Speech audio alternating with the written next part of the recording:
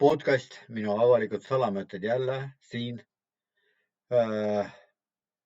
Praegu on 6. detsember 2025 veel. Varsti saame juba rääkida, et mitte 2025 on, vaid 2026, aga sinna läheb veel peaaegu kuu aega. Aga jah, mis siis on uudist, mis siis on vahepeal toimunud? Toimunud on nii mõndagi. Kas ka minu elus see muidugi on iseküsimus, ei ütleks, aga ikkagi Ungaris on ilm vilets, ütleme niimoodi, selles suhtes, et jahe küll, aga vihma ka sajab veel, lund enam ei saja. Eestis on võib-olla lumi maas, vist ma ei ole isegi vaadanud, mis ilm praegu Eestis on, aga see ei olegi vist nii tähtis. Tähtis on see, et ega ma ennast eriti hästi ei tunne siin praegu ja sel hetkel, sest ma tunnen ennast niimoodi nagu see, keda on rünnatud. Aga seepärast ma võtangi seda siit klaasist seda natukene rüübet, et siis rahulikumalt rääkida, et ma ei tegi suu ei hakkaks kuivama, ütleme nii. Ja ega kui ma nüüd ütlen ausalt, ega see alkoholne jook ei ole. Või siis mingi protsent võib seal alkoholi sees olla, aga seda minimaalselt. Okei. Aga noh, jätkame siis. Minu avalikud salamõtted, kui sa ei ole seda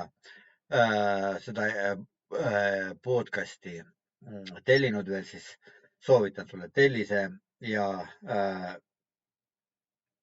soovita seda oma sõpradele, oma tuttavatele. Samuti ma palun sult ka seda, et sa märgiksid selle meeldivaks minu episoodid, nii palju, kui sa nüüd kuuled ja kuula mida rohkem, sest kui sa neid kuuled, siis sa saad sellist infot, mida sa mujalt väga just ei saa, ütleme nii. Aga nüüd ma panen väikse pausi peale ja siis ma lähen edasi. Siis ma panen ahju mõne halu ja siis ma jätkan oma podcasti. No nii, nüüd ma olen siis selle teinud, korda saatnud, raudahjus praksuvad puud. Ma ei tea, kas see siia peale ka nüüd mingisugune praksumine taustal jääb. Aga olgu sellega, kuidas on. Niisiis, minu avalikud salamõtted ja märgi see meeldivaks, siis nagu ma juba korra ütlesin, et soovitan. Sest jah, algoritmide pärast, kui sulle ka päriselt ei meeldi tegelikult, aga kui sulle minu isik on millegipärast sümpaatne, siis sa võid märkida see meeldivaks ka siis sellisel juhul. Muidugi, okei, no hea küll.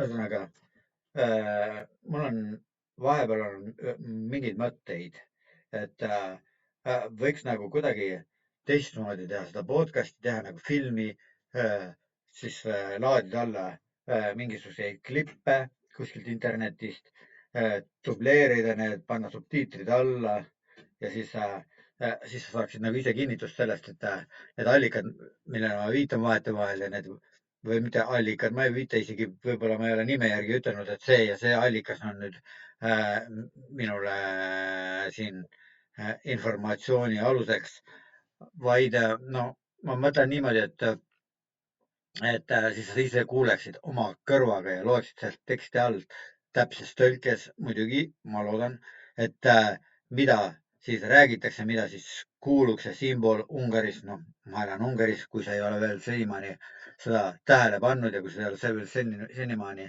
jõudnud sinna maale, et oleksid aru saanud, et kuskohast neid podcast'e teen.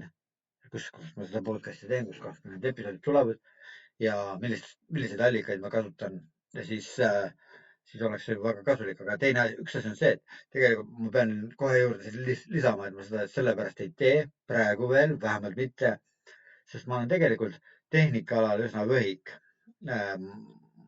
See lõikumine ja subtiitrite tegumine on mulle väga raske, sest ma ei hakka ükshaaval kirjutama neid lauseid ümber, see on niisugune põrgulik töö, et seda ma lihtsalt ei hakka praegu tegema. Ja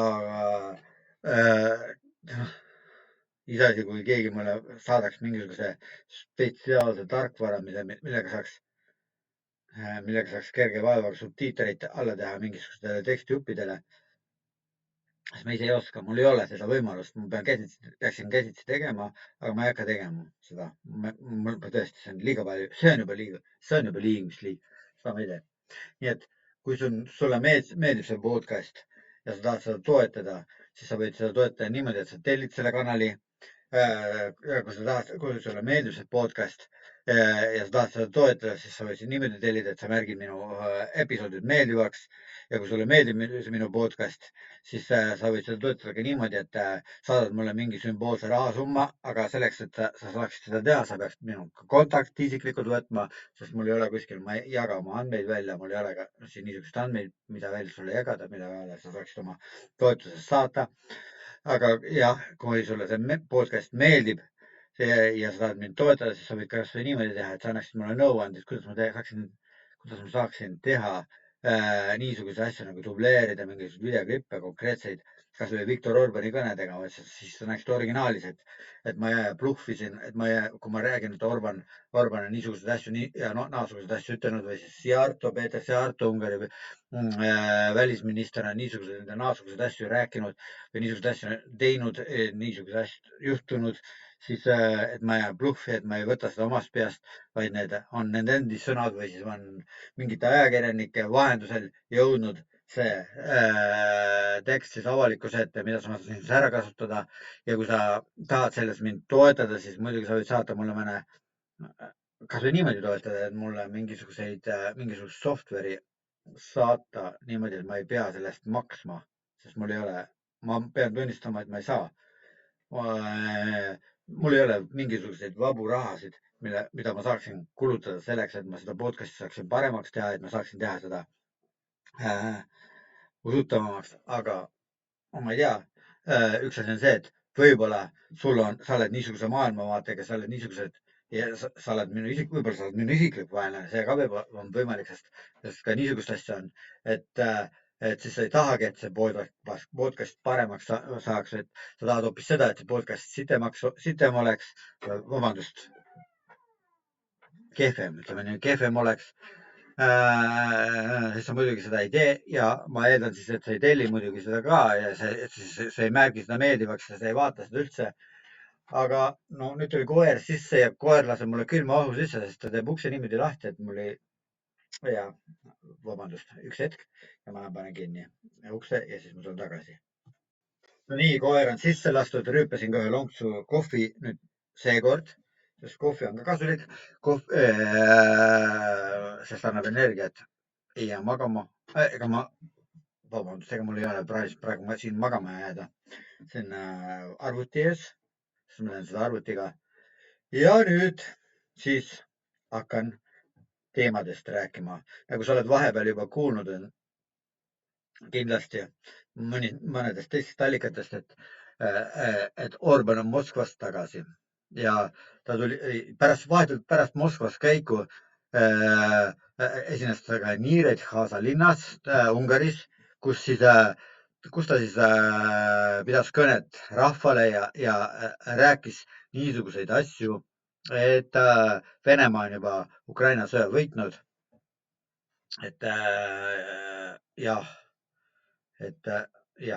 ühesõnaga. Mul oli mõte selle kohta, et üks videoklipp ka panna sisse, aga kuna see eriti, ma ei tea, äkki ma panen niisama ilma tõlked ja pärast ma räägin tõlke peale. Okei, teemegi niimoodi vast. Lesz-e orosz katonai győzelem? Kérdeztük tavaly. Lett. Kérdeztük tavaly, felosztják-e Ukrajnát? Igen.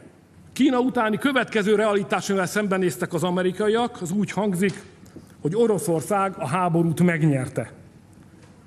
Csapatok, szárazföldi csapatok, 100 000-es nagyságrendű szárazföldi csapatok bevetése nélkül az orosz győzelem visszafordíthatatlan. Márpedig csapatokat nem akarnak küldeni. Klipp sai natukene nii nagu ta on, ühesõnaga ma tegin selle Clipchampiga. Oi, vabandust. on üks selline software nagu Clipchamp.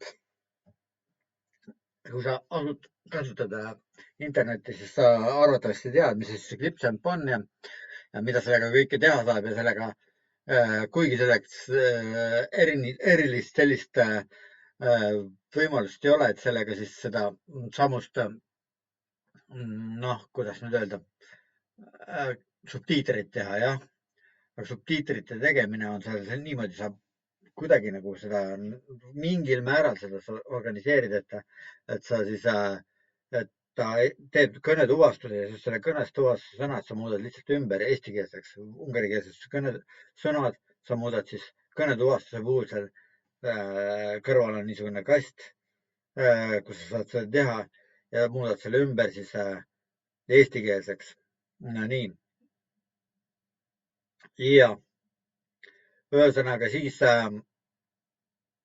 Orban rääkis, et mõnel puhul võib tekkida selline küsimus, et võib-olla ta rääkis päris õigeid sõnu, et aga tegelikult, kas ikka on niimoodi? Võtame nüüd natukene lähema vaatluse alla. Mul tuli meelde ka sellega seoses muidugi üks Objektiivi arutlus, kus siis Markus Järvi ja Veiko Vihuri arutlesid Ukraina sõda ja muidugi neil oli oma nägemus ja neil oli äärmiselt negatiivne Ukraina suhtes nägemus.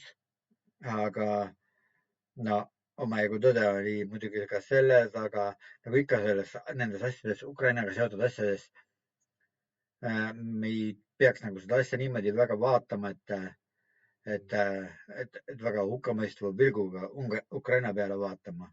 Sest me peame arvesse võtma esiteks, et Ukraina on sõjas, et teda on rünnanud agressor. Ukrainat on rünnanud Venemaa Putini juhtimisel ja nende eesmärk on tekitada Ukrainale nii palju kahju kui võimalik ja kui vähegi võimalik, siis tõenäoliselt nende püüd on ka sinnapoole juhitud, et nad tahavad Ukraina riiki kui sellist üldse maa pealt minema pühkida. Ja kui nüüd selles valguses vaadata, siis me näeme hoopis neid asju hoopis teistmoodi ju, kui Markus Järvi ja Veiko Vihuri seda arutas, kuigi Veiko Vihuri poolel mingisugune kaastunde noot oli tunda ka Ukraina poole, vähemalt nende inimeste suhtes, kes siis Ukrainas hukkunud on, sõdinud on oma kõik kaalule pannud oma elus selleks, et siis Ukrainat kaitsta Venemaa rünnakute eest. Ja see on, noh, kui nüüd selle negatiivse poole pealt võtame natuke neid miinuseid maha kõigest selles jutus, mida see Objektiiv on siis esitanud. Igatahes jätab see kõik mulje, mida nad on rääkinud väga sellest, et Ukraina on seda väärt vähemalt, kui mitte ise, siis sellepärast, et ta on tahtnud saada NATO liikmesriigiks, sellepärast, et ta on tahtnud saada Euroopa liikmesriigiks, sellepärast, et ta on tahtnud kuuluda läänelikku maailmasüsteemi ja see kõik tekitab niisuguse kahtlase mulje minus nende väidete suhtes, mida Objektiiv, mida ma olen ise üsna positiivselt, millesse ma olen ise üsna positiivselt kaua aega suhtunud ja millest ma olen väga palju positiivset infot saanud ja millega ma olen siis nagu, no ei ütle, et kokku kasvanud, kindlasti kohe mitte, seda mitte. Mina ei ole, võib-olla mõni on teist, et Objektiivi vaadeldakse kui mingisugust sellist kanalit, kus siis see jumalik tõde tuleb ja seda peab aktsepteerima. Ja seesamane tundub muidugi, noh, hea küll, ma ei hakka sellel teemal edasi rääkima, ma tahtsin rääkida Orbanist. Orban siis rääkis selles videos seda, et Venemaa on juba selle sõja võitnud ja Ukrainal on võimalik võiduks ainult sel juhul, kui USA, mitte Lääne-Euroopa riigid, vaid USA saadab oma väeüksused 100 000-listes mastaapides Ukrainasse, et siis Ukrainast võidelda tema arvates. Kuigi ma pean tunnistama, et ega tal täiesti õigus ei ole, sellepärast et kui me nüüd vaatame seda, mis toimub tegelikult Ukrainas ja Ukraina sõja käigus, siis me näeme, et ukrainlased panevadki ilma USA ja ilma lääne abita päris edukalt vastu Vene vägede pealetungidele. Ja kui me vaatame, et räägitakse nüüd palju sellest, et Venemaad on pealetungil ja Venemaa on pealetungil, see pealetungi illusioon on ennekõike sellega seotud, et siis noh, kuidas nüüd öelda, Venemaa on mõned ruutmeetrid, ruutkilomeetrid siiski võitnud. Aga kui me vaatame kogu pilti, siis me näeme, et tegelikult Venemaa on alates sellest hetkest, mis ta 22. aastal esmalt siis vallutas nendest aladest, on ta rohkem kaotanud kui võitnud, siis see pilt on nagu moonutatud, see ei ole tõele vastav pilt, kui me räägime, et Venemaa on edusammus. Jah, Venemaal on pealetungi, ukrainlased peavad tooma tohutuid inimohvreid ja see kõik mõjutab muidugi demoraliseerivalt paljudele nendele, kes on ukrainlastele kaasa elanud. Aga see ei tähenda seda, et Ukraina on praegu kaotusseisus. Ei, see ei ole tõsi. Nii et jah, edasi me läheme selle teemaga muidugi nüüd. Nojah, edasi oleks ju teemaks see, et Donald Trumpi niinimetatud rahuplaan ja see 28-punktine plaan, mis oli esmalt esitatud, oli ju ilmselgelt ju see Kremli wishlist ja seda Kremli wishlist'i siis siis pakuti Washingtoni poolt välja Ukrainale ja siis toimus Genfis üks arutelu ja kus siis Euroopa liidrid ka selle üle sõna võtsid isekeskis muidugi. See tähendab seda, et ega USA eriti, isegi Ukrainaga suheldes, eriti Euroopa poole nagu ei pöördu, Euroopa käest ei küsi oma arvamust selle kohta, et kuidas siis Ukrainas peaks rahu sõlmitama, selle kohta, kuidas siis ja samuti küsite nõu nagu selles suhtes, et NATO-sse astumise suhtes, julgeolekugarantiide suhtes, et kas siis Ukraina peaks loobuma oma plaanidest NATO-sse astuda, mida Euroopa riigid ei arva niimoodi, aga USA paistab juba arvavat niimoodi, muidugi Euroopa riigid ja selle juurde me peaksime veel tagasi tulema, sellepärast et hiljuti tuli ju välja see Ameerika Ühendriikide arenguplaan, mis on mingis 33 punktis ja kus isegi niisuguseid asju käsitletud, mida võiks nimetada siis Euroopa Liidu asjadesse sekkumiseks. Aga jah, see veel pärastpoole võib-olla seda peaks hiljem käsitlema. Ühesõnaga siis jah, nii siis Vitkov käis jälle Moskvas ja koos Kushneriga. Kushner on siis, mis ta siis ongi, Trumpile, keda sugulassuhetes nad on kuidagi. Et ja no ühesõnaga Trump väljendas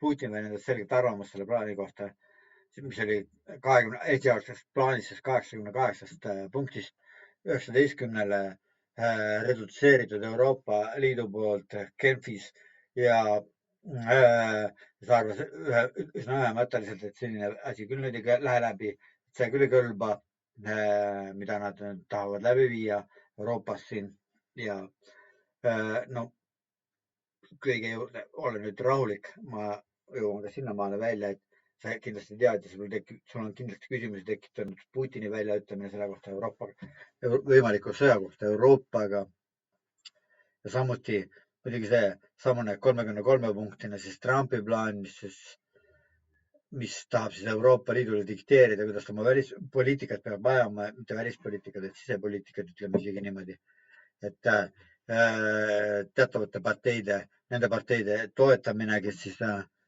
on Trumpi joone jälgijad nagu AfD Saksamaal ja muidugi ma ei räägi siin Orbani Fideszist ja siis Eesti võib-olla EKRE-st, siis mitte Reformierakond on midagi muud. Täitsa kapitaalselt vastupidi. Nähe kõigele sellele. Ühesõnaga, jah, see kõik on niisugune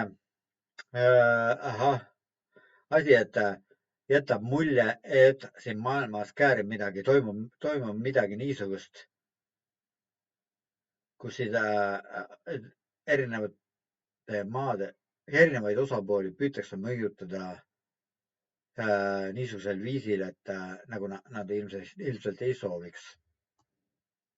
Minu isiklikku arvamust küsitakse, siis minu arvamus oleks, et kuidas Euroopa saaks uuesti tugevaks, kuidas Euroopa saaks uuesti jalad alla, oleks üks asi see, et loobuda tegelemast niisuguste asjadega, mis ilmselgelt neile tugevust ei too ja edu, mis ei tähenda nende jaoks mingisugust edulugu. See on nagu see erinev genderpoliitika muidugi. Üks asi on, esimene asi, millest peaksid loobuma, on sellest genderpoliitika, selle rõhutamisest, sellega tegelemisest, sellele erisugust või niisugust erilist tähelepanu pöörates. Ühesõnaga sellest, kui Euroopa Liit nendest asjadest, samuti rohepoliitika, lisaks veel rohepoliitikale, nendest asjadest loobuks, siis Euroopa Liit võiks saada ju täiesti võrdväärseks partneriks USA-le ja võib-olla ka Hiinale ja teistele suurtele võimudele, kui palju neid on, muidugi see on ise küsimus. Selle juurde võib-olla kunagi tulevikus jõuame, et arutada, kes need suurvõimud on ja miks nad on ja mis nad teevad ja kas nad ikka on ikka suurvõimud tegelikult või on ainult tegemist ainult selliste jõududega, kes siis püüdlevad selle poole ja tahavad jätta mulje, et nad on tõesti suured, kelle arvamust kõik peavad tähele panema ja kelle järgi peavad kõik teised joonduma ja sellest hulgas muidugi praegu on peamised on ju teadagi, kes on ju muidugi Hiina on ja Ameerika Ühendriigid, esmajoones Ameerika Ühendriigid, eriti Donald Trumpi ajal. Ja nagu me oleme nüüd mõningatest andmetest jõudnud järeldusele selle kohta, et mida see Donald Trump siis teeb, sest Donald Trump, kes praegu on võimul, ei ole enam üldse seesama Donald Trump, kes oli oma esimesel ametiajal, oma esimesel presidendiks olemise ajal USA juht. Nii et need on kaks täiesti erinevat asja ja üksteisele vastandikud asjad isegi. Nii et kui sa olid kunagi Donald Trumpi pooldaja omal ajal, tema eelmisel presidendiks olemise ajal, siis ei tähenda üldse, et sa peaksid olema praegu tema pooldaja, sest see, mida ta praegu teeb, ei ole üldse see. See, mis ta praegu teeb, on isegi vastandik sellele ja seda muideks ka näiteks NATO küsimuses, nagu see viimase 33 punktiline värk tõendust annab, et Donald Trump tahab sedasama tegelikult, mida tahab Putin, et ta tahab siis seda, et NATO levik piirduks sellega, mis ta praegu on, et NATO ei hakkaks uusi liikmeid endi hulka tooma, et ei võtaks vastu uusi liikmesriike NATO-sse ja samuti mis me siis räägime Ukrainast, on ju. Nii et me peaksime mures olema oma Eesti NATO liikmesuse pärast, et kui Donald Trump ja see joon, kui Donald Trump peaks ka surema nüüd või praegusel ajal või tagasi astuma tervislikel põhjustel või mis tahes see ka ei oleks, siis loomulikult on ju üsna tõenäoline, et järgmiseks presidendiks saaks J.D. Vance, kes selles suhtes kõigi nendes asjade suhtes on veelgi kardinaalsem ja veelgi NATO vaenulikum võib-olla. Ja veelgi, ma ei ütle niimoodi, et Putini sõbralikud, aga mis puudutavad seda, et kas nad tahavad seda, kes nende teguviisi ja see, mida nad propageerivad, see, mida nad teevad Putinile kaasa aitavad, selles ma olen 100% kindel juba, võib öelda niimoodi. natukene Martin Laine sarnane, aga ma nüüd hakkan sööma ka vahepeal. Ma ei tea, kas sulle meeldib see või mitte, aga ega sa märgid selle tõttu minu video meeldivamaks või mitte meeldima. Aga ma natukene söön. No, mul on kõht, sest mul tead, miks sellepärast mul on kõht tühi. Inimene on niisugune asi, et kui tal on kõht tühi, siis ta tahab süüa saada. Isegi siis, kui tal on nii või naasugused poliitilised vaated.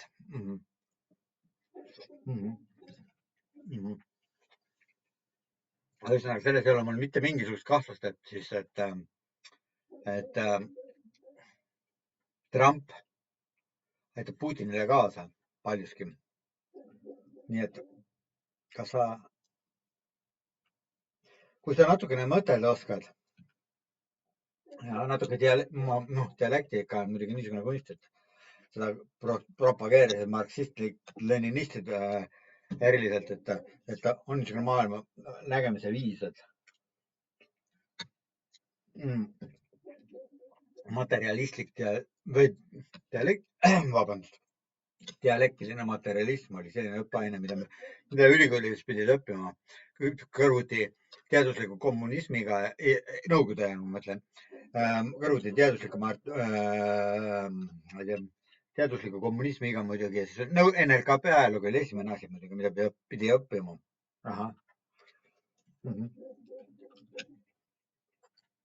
Nii et ja ma tahan öelda seda, et siis arvuti peal läks natuke sausti. Pole hullu.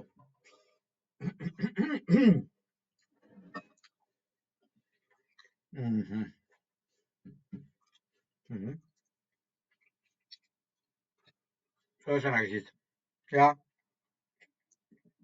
dialektiline materialism ütleb, et asjad arenevad ja teatavad asjad saavad ainult teatavas suunas areneda ja teatavad, ühesõnaga see on hirmus teooria, mida ma ei taha siin hakata nüüd seletama ja õpetama teile. Aga ma tahan sellega öelda, et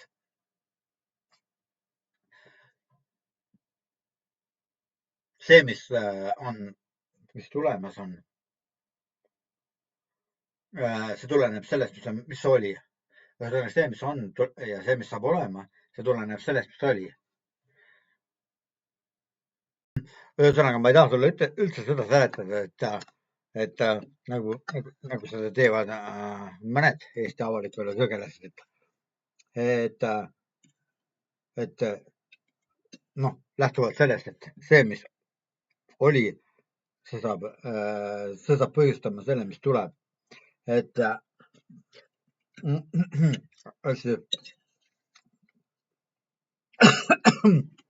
oli see, et Kaja Kallas ütles, et Venemaa tuleb ära jagada ja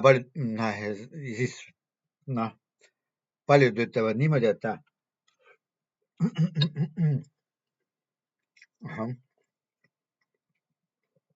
ühesõnaga, et Venemaa on tont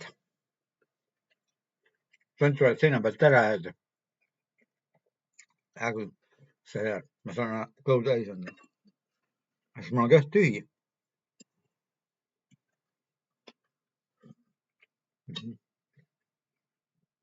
Võib-olla sa püüad praegu mõtelda välja seda, kuidas teha seda, et mul süüa ei oleks üldse. Ja sellist asja tuleb ette inimeste puhul. Et mõnele ei meeldi, et teine inimene sööb, et teisel inimesel on süüa veel üldse laual. Et teine inimene võib üldse midagi süüa. On sellist asja. Usud või mitte. Aga see ei ole see, millest ma räägin. Ma räägin sellest, et ma söön enam ikka ära, siis ma hakkan alles mõttega edasi minema.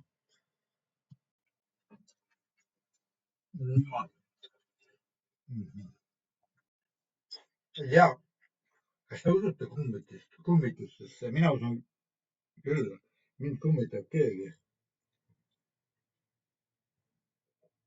Mis paradoksaalselt siiamaani veel elab. huvitav. Nii et ma isegi ei tea täpselt, kas ma peaksin paluma Jumalalt, et ta ära sureks. kui õht on täis, siis meel on hea ja no, üle pea ka käib midagi. no ühesõnaga ägel. aga ma natuke karuklaasist ka midagi peale. ühesõnaga, okei. Ma jäin, kuhu ma jäin? Dialektilise materialismi juurde või kuhu ma jäingi? Ei jäänud dialektilise materialismi juurde. Ma jäin ühesõnaga kinni paika, et ma tahtsin öelda, et see, mis oli, mis on ja jääb. ei jää. Alati ei jää. Mõnikord jääb, aga siis jääb, kui inimene ise tahab, et see jääks. Ütleme nii. Nii. Okei. Ühesõnaga, et siis jah, see, mis oli, see tuleb, et jah.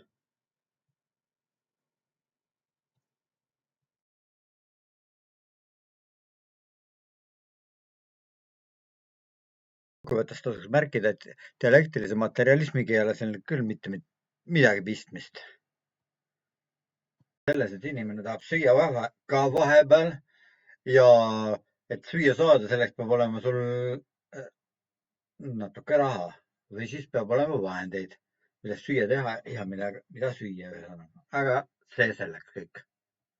No nii, aga tegelikult, et ma jäin ju oma jutuga sinna pidama, et ma hakkasin rääkima sellest, et Donald Trump tahaks seda siis, et NATO lakkaks levimast, et NATO see transatlantilised suhted katkeks või muudaks täiesti oma tähendust senist. Aga muidugi, mis ei ole üldse ime, et Donald Trump läks selle plaani peale järsult üle just pärast seda, kui ta 7. novembril siis Valges Majas Viktor Orbaniga kohtus, sest see plaan, mille ta nüüd praegu välja käis, need jutud, mida ta hakkas rääkima siis, kui ta oma rahukõnelustega sinnamaani jõudis, et kuskile välja ei jõudnud, ühesõnaga, et siis ta tuli välja sellega, et nende nõuannetega ilmselt, nende nõuannete järgi käitudes, mida ta Viktor Orbanilt sai. Ja muideks, mitte ainult mina ei arva niimoodi. Aga nojah, muidugi Ungaris on neid palju teisi, kes niimoodi arvavad, aga ma kuulsin täna, mitte ei kuulnud ega lugenud, vaid nägin ühte videot juhtumisi, kus siis oli, ma ei tea, mis ta nimi oli, mingi Pjantakovski või mingi venelane, aga inglisekeelses saates inglastele tehtud intervjuus ja ta rääkis sellest, et tema ka meenutas seda asja, et need asjad, millega Donald Trump just praegusel hetkel välja on tulnud, on Orbani ideed. Ja see ongi kõik, mida ma sellest kõigest tahan rääkida, et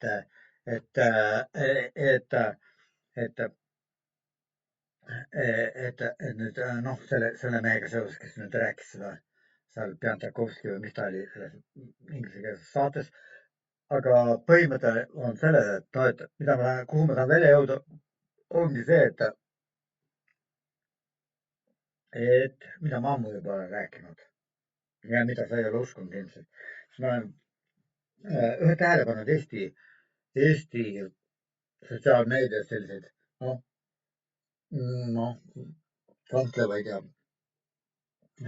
kahtlevaid ja siis isegi ütleme niimoodi, et muigavaid tähelepanekuid selle kohta. Näiteks oma ühes varasemas postituses, kus ma rääkisin, et kui sa tahad teada, mida Trump tegema hakkab, et siis sa pead mõtlema Orbani peaga. Ja see on 100% tõsi, usud või mitte. Võib-olla tundub sulle liiga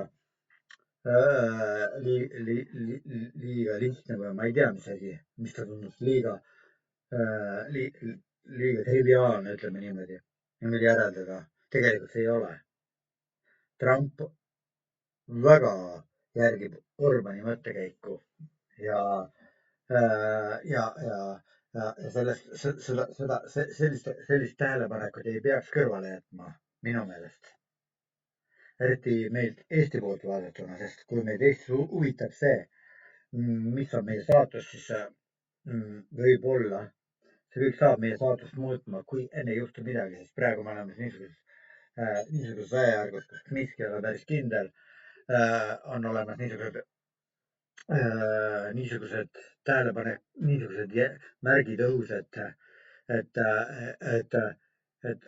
asjad hakkavad tõepoolest selles suunas arenema, nagu oma varasemates episoodides olen rääkinud, siis Orbani ja tema väljaütlemise kohta Palvanesi suveülikoolis, kus siis ja nende ideede kohta, kuidas siis Orban püüab Euroopat ja Venemaad uuesti kokku viia, et kõik see varasem, mida nüüd Euroopa püüab lammutada, näiteks see Venemaa ja siis Euroopa vaheline kaubandus, peamiselt niisugused kütustega seoses, erinevate naftaga, gaasiga, siis ja seda kõike Orban püüab taastada ja ta on veendunud selles, et ta teeb õiget asja muidugi. Mina selles küll veendunud ei ole. Muidugi ma olen veendunud selles, et hea oleks, kui Euroopa saaks osa nendest kütustest, Euroopa saaks osa sellest naftast, sellest gaasist, mis Venemaalt tuleb, ja muidugi, keda huvitab minu arvamus. Aga mina arvan niimoodi, et põhimõtteliselt Euroopa pingutab üle selles asjas muidugi praegu. See ei ole peamine asi, millele me peaks kontsentreeruma. Võib-olla ma eksin. Aga no, eks me jõuame selle juurde ka ükskord välja, ma loodan. Rääkima ka nendest põhjustest, miks eurooplased sageli ja eestlased sageli alahindavad seda, mida räägib Orban ja mida teeb Orban. Orban on oma konfrontatsioonidega ja nii vastuhakuga Brüsseli poliitikale meedias niivõrd keskseks kujuks muutunud juba, et see, kui me sageli midagi, ükskõik kas siis inimesed mõtlevad midagi negatiivseks või positiivseks, see on nende oma asi sageli, aga see tähelepanu, mille ta pälvib, see on muutunud juba omaette jõuks ja ta on tõeline staar juba selles mõttes nagu, et tema staariks olemine ei ole iseenesest tema ideede tugevus ja tema ideede headus, ütleme niimoodi, vaid et ta on ise juba ennast oma konfrontatsioonidega niivõrd meedia keskpunkti suutnud võidelda, et see juba, et ta seda on suutnud teha, see on paljudes ilmist ta juba muutud kangelaseks, nii et Orbanis nähakse nagu teatavas mõttes nagu kangelast, kuigi kas me jõuame selle juurde ka ükskord, et kas eestlased peaksid sedasi mõtlema, et Orban on tõepoolest kangelane ka eestlaste jaoks. Orbanis mingisugust Robin Hoodi või eestlased näiteks Rummu Jüri sarnast mingit tegelast, kes võitleb Brüsseli vastu mingite inimeste õiguse eest, kes on rõhutud või kes on maha surutud. Ma ei tea, kes need on, aga ma tahan kohe nüüd jõuda selleni välja, et ega mina ei ole mingi Brüsseli agent, mina ei ole mingisugune Brüsseli poolt saadet tegelane, kes peaks nagu Orbanit nagu maha tegema selleks, et ta ei saaks seda edasi teha, et temale vastu antipropagandat teha või midagi taolist. See ei ole üldse minu eesmärk. Ma tahan öelda seda, et see, et Orban on ennast staariks välja võidelnud meedia tähelepanu otsides ja ja samas need eesmärgid, need asjad, mida ta tahab välja võidelda, kas need on, ma tahan küsimust üles tõstatada, et kas need on eestlaste jaoks, kui me eestlased, kes me oleme konservatiivid ja usume oma, et eestlaseks olla on uhke ja nagu laulis omal ajal Ivo Linna, kes usuvad, et eestlaseks tahavadki jääda, et tahavad, et eestlus püsima jääks. Et kas nad peaksid siis Orbanit ka samamoodi kangelaseks pidama, nagu ta seda senimaani on olnud. Te mõtelge selle üle järele vähemalt, sest ma tahan öelda, et Orban ja see, mida ta tahab teostada ja see, et ta on staar ühest küljest, et see, et ta on Ameerikas isegi tähelepanu pälvinud, et ta on isegi Trumpi jaoks eeskuju, nagu ma eelnevalt ütlesin, et see, kas see peaks olema, tähendama ka seda, et me eestlastena peaksime teda jälgima kui eeskuju.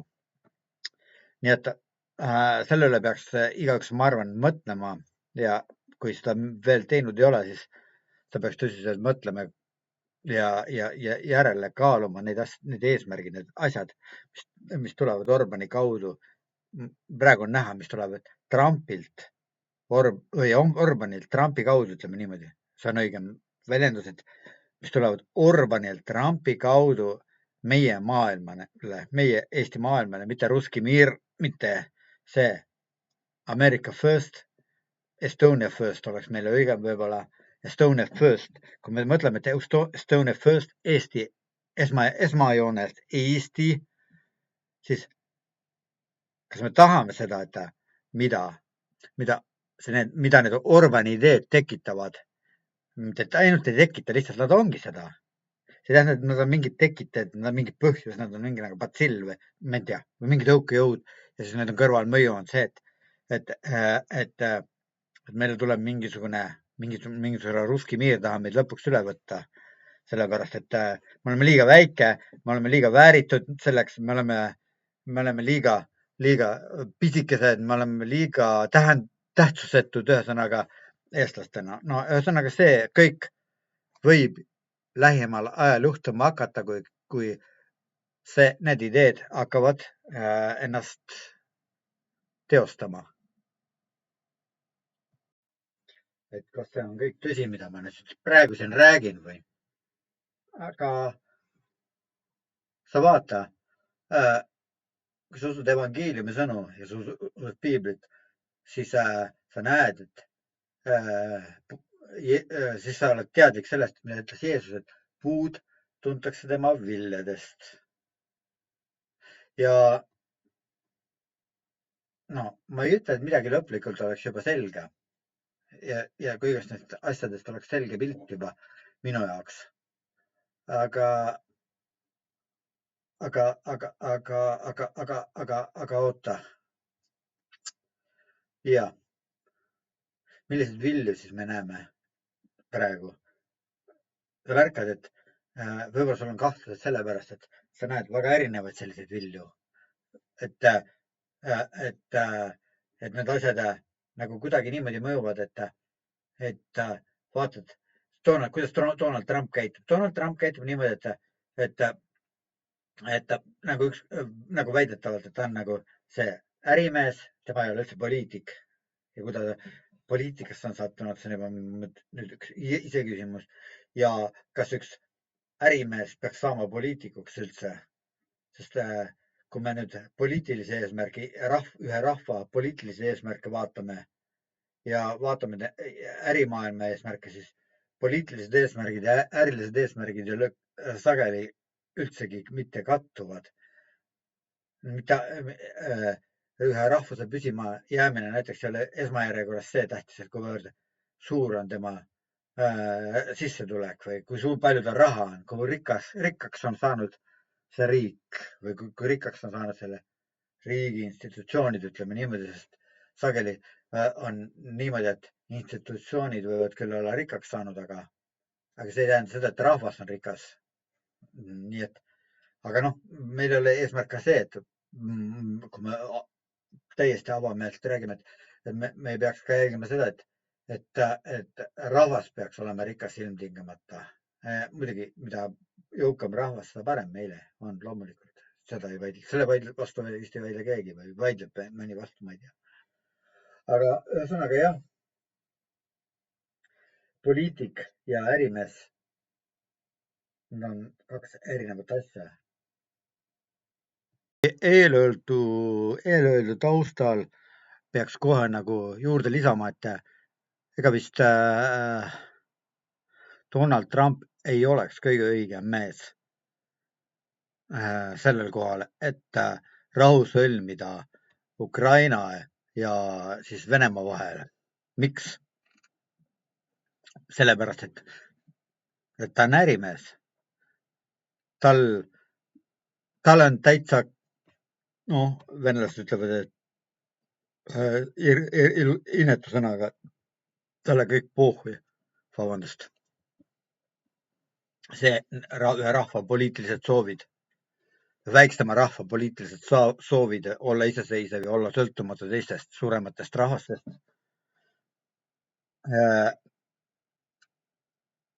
Temal on tähtis ainult see, et oleks kasum, et oleks raha, et sellest makstaks raha, et sellest tuleb raha. Seda me näeme seda ka, et teda ei aja tagant mingid poliitilised ideed, teda ei aja tagant väärtus kui iseenesest. Tema arvates on väärtus võrdub raha. Ja paraku see paistab niimoodi olevat, et tema jaoks see niimoodi on.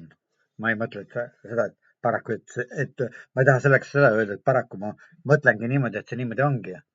Ma tahan lihtsalt öelda, et tema jaoks see niimoodi on jah, et väärtus, see võrdub raha. Ei, aga igapäevases elus me näeme väga palju selliseid asju, kus väärtus ei võrdu raha ja paraku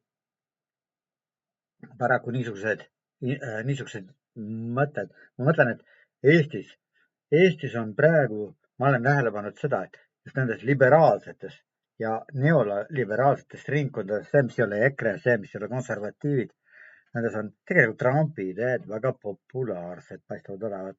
Meile meeldib Trump ka, nagu mitte ainult Martin Helmele ei meeldi Trump, vaid ka liberaalidele, mitmetele liberaalidele meeldib Trump ja mitmetele ärikatele meeldib Trump Eestis.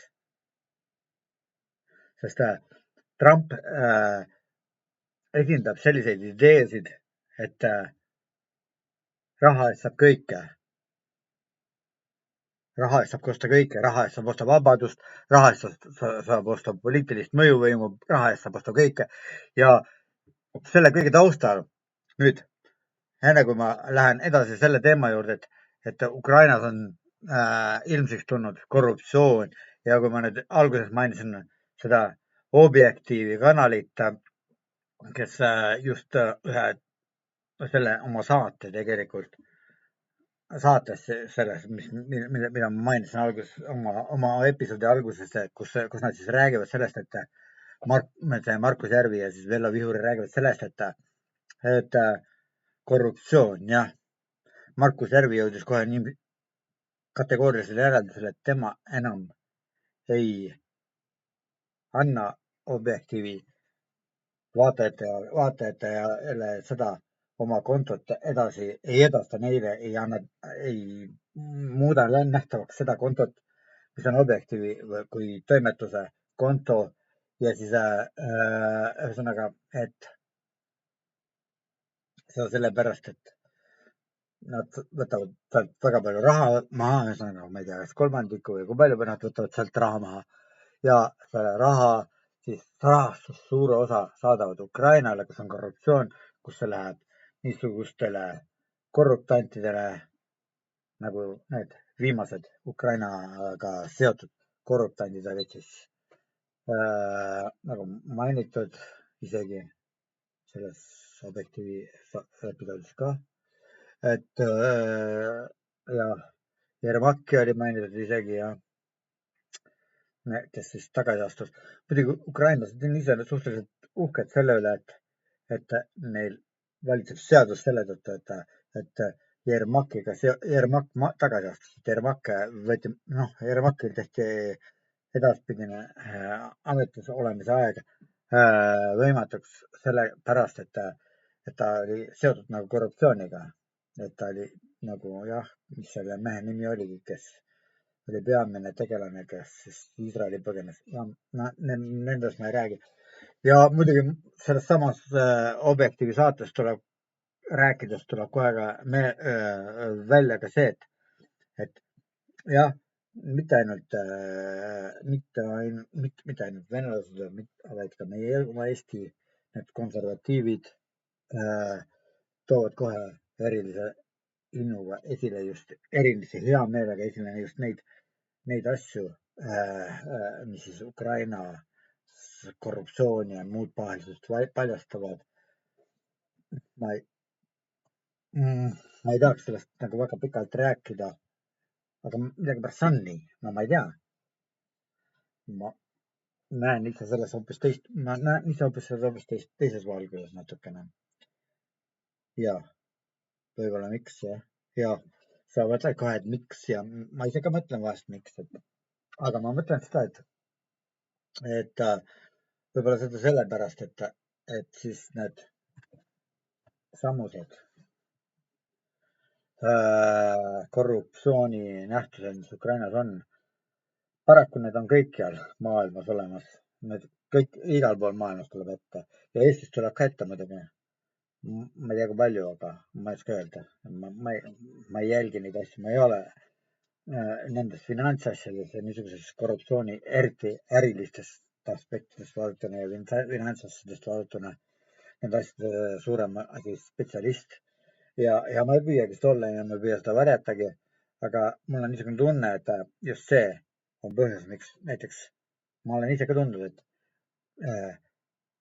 minu kristlaseks olemise aega, kui ma olen kristlasena püüdnud avalikult esineda, et just seda aega on nagu just iseloomustanud see, et igasugust rahalisi ja kõik, ühesõnaga kõike, mis selles materiaalsesse sfääri puutub, majanduslikku sfääri, ärilisse sfääri puutub, kõiki neid asju on püütud nagu siis minu enda vastu pöörata selleks, et tõestada, et ma ei ole kristlane piisavalt, et ma ei ole, et kuidas siis üks kristlane ei pööra nendele asjadele tähelepanu ja nii edasi. Ja muu selline bla. Ja siis ühesõnaga, et noh, see sama asi on ka tegelikult muus, et Ukrainas ei ole tõepoolest need finantssfääri ja kõik need asjad ja eriti võib-olla selle sõja tõttu ka muidugi väga arenenud ja korruptsioon on tõesti väga levinud, ilmselt väga levinud ja üks korruptsiooni näitajate poolest on Ukraina üsna tagaplaanil maailma mastaabis ka, aga see kõik ei tähenda seda, et Ukraina tuleks maha kanda selle tõttu või et Ukraina tuleks eemale jätta ja selle tõttu kõik, mis Ukrainaga seotud, tuleks prügikasti visata ja nii edasi. Korruptsioon oli ja jääb. Ja kui nüüd uskuda näiteks Sergei Sirnovi sõnu, kes on siis eks-KGB spioon, mis tähendab seda, et ta oli üks luuretegevuse tegelane, kes siis on asjade tagamaadega vägagi kursis tegelikult, et tema arvates tegelikult see, et Ukrainas on korruptsioon, muidugi see on tõsi, aga selles ei maksa imestada, ja selle kõige taustal siis, et tegelikult sama Trumpi valitsus on veelgi korrupteerunum, veel palju korrupteerunum, sest kui me vaatame seda, mida Ukrainas juba korruptsiooniks nimetatakse, seda on Trumpi administratsiooniski küllaga. Ma ei tea, mina ei ole korruptsiooni asjatundja, nii et parem kui mina ei räägi sellest asjast. Parem kui räägivad need inimesed, kes tunnevad seda korruptsiooni asju. Nii et ma arvan, et see ei ole see, millest mina peaksin rääkima. Olen ma ju ka tegelikult hoopis Tartu Ülikoolis filoloogiat õppinud, eesti ja soome filoloogiat ja ma alustasin oma õpinguid muidugi eesti soome filoloogia kaugõppes, aga pärast ma hakkasin siis ungari keelt isegi õppima ja soome filoloogiat õppima. Ja miks ma eriti Ungarist vaimustuses olin omal ajal oli see, et tema on üks ikkagi soome-ugri keeli kõnelev keelkond on ungari keel ja kes on oma riikluse saavutanud ja kellel on isegi oma kuningaid olnud ja oma kuningriik olnud ja see kõik oli nii vaimustav ja see kõik on nii vapustav minu jaoks olnud, et jah, ma ei tea, mis öelda selle kohta kõike, aga nojah, see selleks kõik.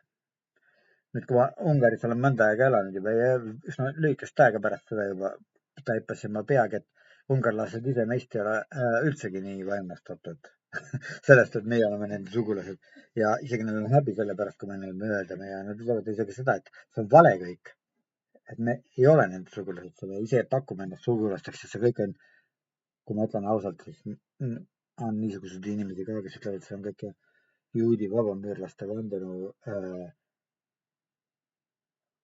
tegevuse tulemus, et eestlasi nimetatakse soome-ugrilasteks ja koos ungarlastega, sest nende silmis muidugi ungarlased ei ole soome-ugrilased. Hoopis rohkem tuntakse uhkust selle üle, kui nad on türklastega sugulases või ja muud sküütide järglased ja mis kõik hunnide järglased, muidugi sellest me üldse ei räägigi, hunn hetkel, et seda me tunneme kõik. Aga noh, jah, hea küll.